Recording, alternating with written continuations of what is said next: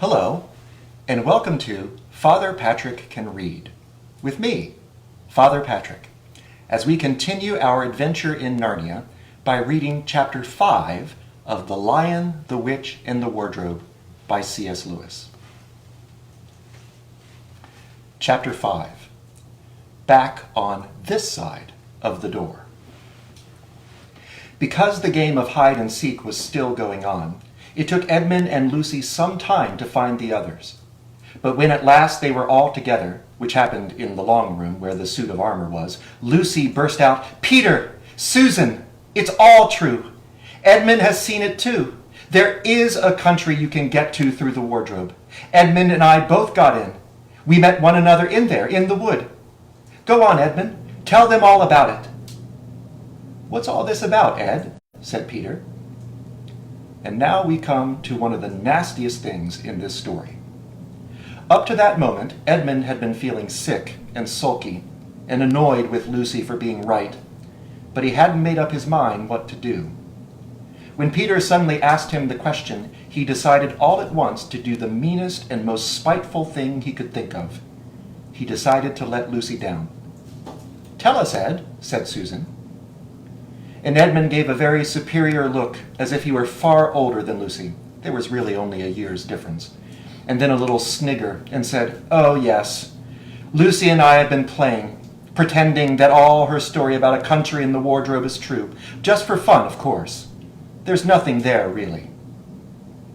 Poor Lucy gave Edmund one look, and rushed out of the room.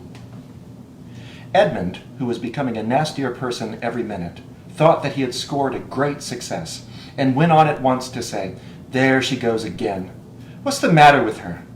That's the worst of young kids. They always—" "Look here," said Peter, turning on him savagely. "Shut up! You've been perfectly beastly to Lou ever since she started this nonsense about the wardrobe, and now you go playing games with her about it and setting her off again. I believe you did it simply out of spite." "But it's all nonsense," said Edmund, very taken aback. "Of course it's all nonsense," said Peter. "That's just the point.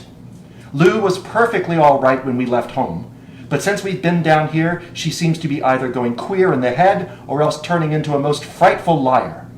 But whichever it is, what good do you think you'll do by jeering and nagging at her one day and encouraging her the next?" I thought, said Edmund, but he couldn't think of anything to say. "You didn't think anything at all," said Peter. "It's just spite. You've always liked being beastly to anyone smaller than yourself. We've seen that at school before." "Do stop it," said Susan.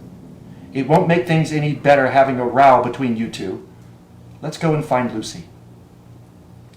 It was not surprising that when they found Lucy, a good deal later, everyone could see that she had been crying. Nothing they could say to her made any difference. She stuck to her story and said, "I don't care what you think, and I don't care what you say. You can tell the professor, or you can write to Mother, or you can do anything you like. I know I've met a fawn in there, and I wish I'd stayed there, and you are all beasts, beasts!"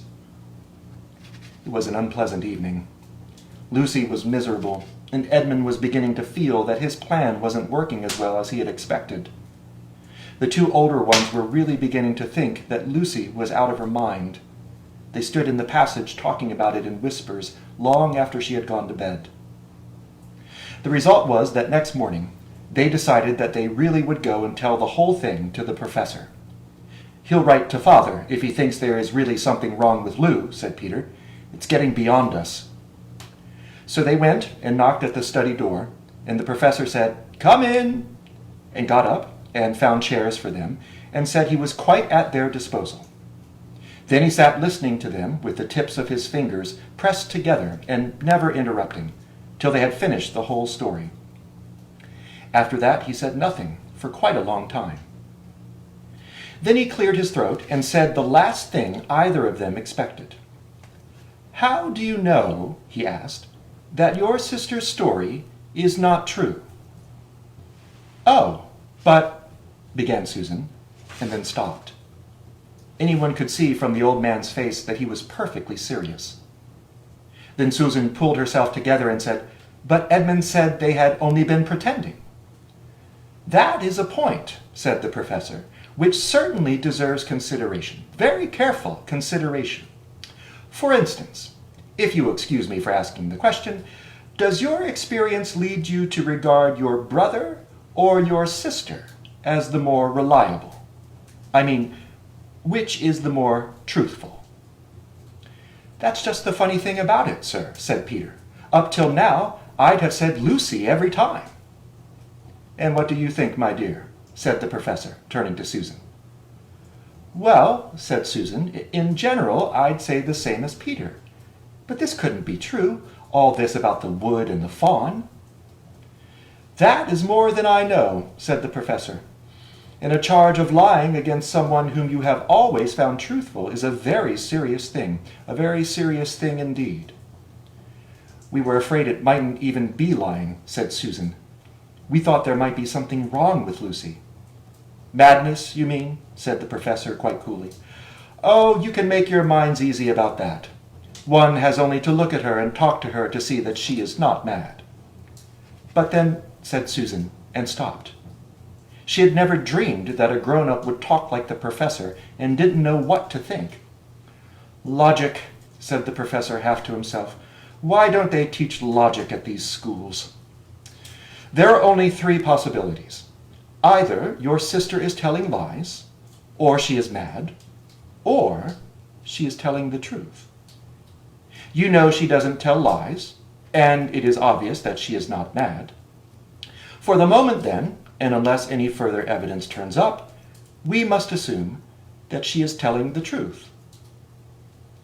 Susan looked at him very hard and was quite sure from the expression on his face that he was not making fun of them. But how could it be true, sir? Said Peter. Why do you say that? Asked the professor.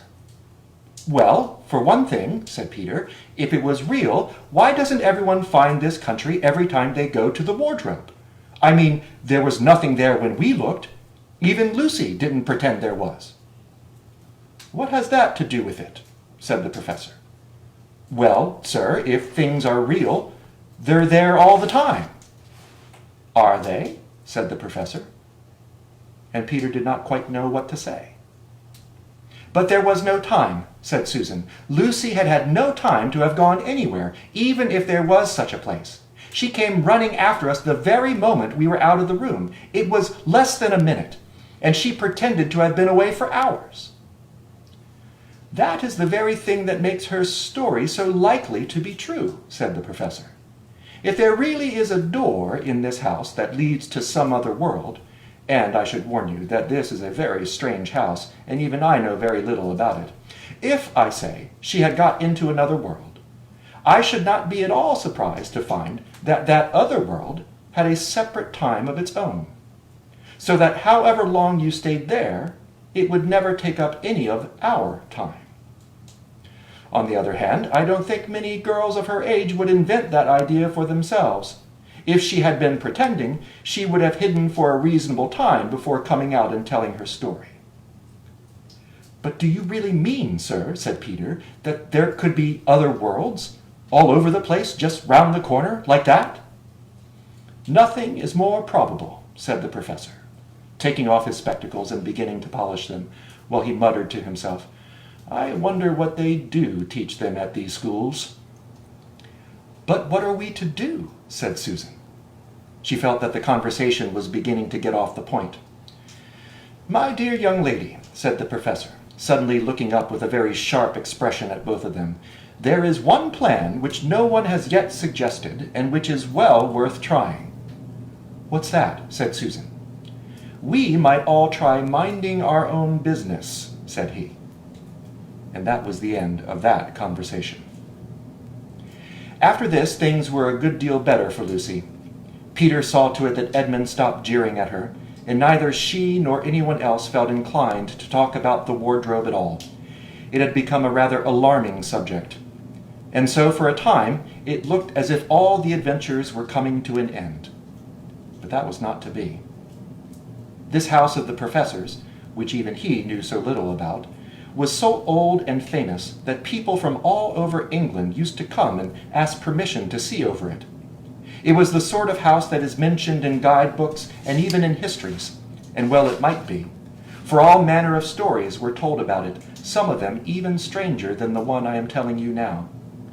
And when parties of sightseers arrived and asked to see the house, the professor always gave them permission. And Mrs. Macready, the housekeeper, showed them around, telling them about the pictures and the armor and the rare books in the library. Mrs. Macready was not fond of children, and did not like to be interrupted when she was telling visitors all the things she knew.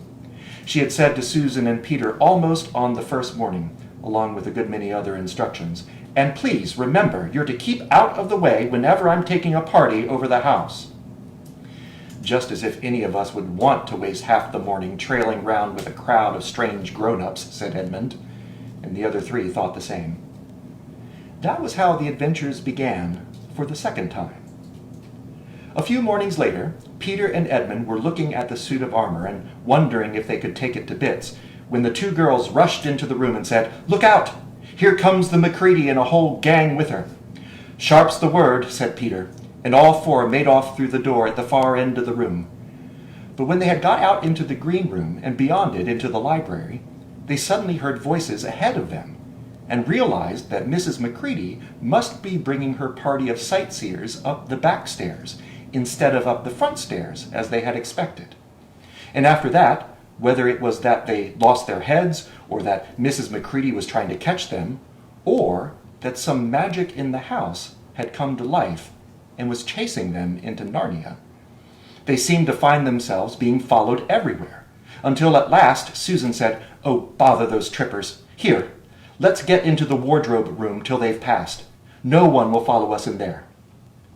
But the moment they were inside, they heard voices in the passage, and then someone fumbling at the door, and then they saw the handle turning.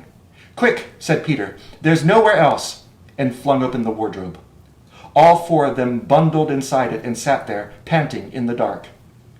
Peter held the door closed, but did not shut it, for of course he remembered, as every sensible person does, that you should never shut yourself up in a wardrobe.